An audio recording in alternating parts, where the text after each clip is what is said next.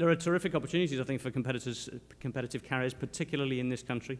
With the mobile broadband revenue growth that we're seeing from the leading carriers, the opportunity to deliver the wireless broadband service as a person's primary broadband service, not just some exotic mobile add-on. We're moving, as one of the earlier charts implied, away from just supplying raw bandwidth.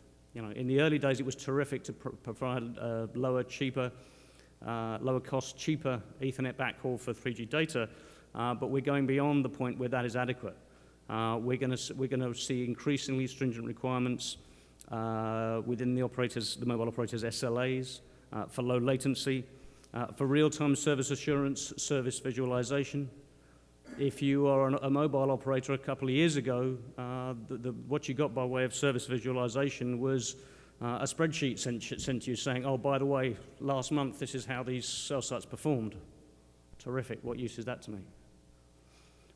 In the newer IP environment, service assurance solutions give you the opportunity to see to what extent in real time your performance is actually meeting the SLAs.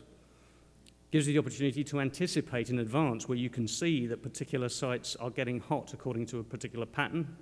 You can deploy bandwidth to that site in advance of the user feeling the pinch in terms of deteriorating performance. And that kind of capability, that kind of sophistication is, I think, where we're at now in terms of the backhaul transition. The basics we know how to do now, finally, but it's about layering sophistication and complexity.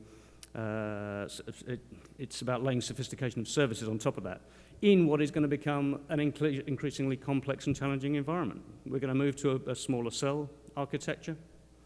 There's going to be increasingly a requirement for QoS end-to-end, both on the radio side, the transport side, the backhaul side, and the core side. How do you get those different segments to align properly?